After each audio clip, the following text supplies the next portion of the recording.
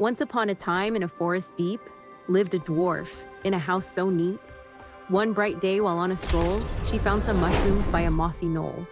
Their colors vivid, red and green with spots that shimmered, a curious sheen.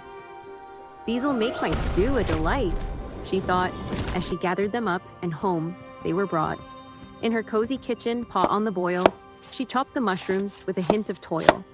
But as she worked, her dreams took flight, imagining a feast from morning till night.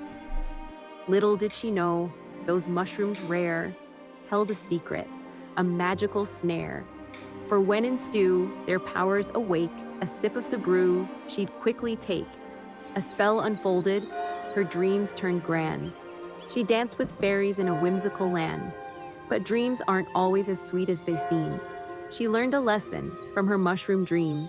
In the end, she knew not to trust every mushroom found, even in wanderlust. For some hold magic, hidden deep in the forest where secrets sleep. Let's get down to discussing the logistics. Enemy spawns have been introduced in and around freeholds as part of a test, but this might not be a permanent change.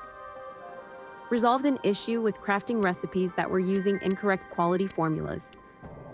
Addressed a potential bug that prevented characters from crossing between server workers in specific scenarios. Resolved an issue that was preventing characters from initiating a new treasure hunt after the previous one had expired. Characters should no longer receive duplicate node taxes. Characters can now visit the caravan master to delete a caravan that's in a bad state. Be aware that doing so will result in the loss of any items stored in that caravan. The updated oatmeal recipe will now require wheat, barley, and milk. Resolved an issue where processing jobs were consuming additional materials. In the riverlands of Verra, you'll encounter various mushroom-like enemies, with mycelid being the weakest among them. Mycelids are frequently found in clusters around each node. These adorable little creatures often trip over their own feet. But don't let their cuteness deceive you.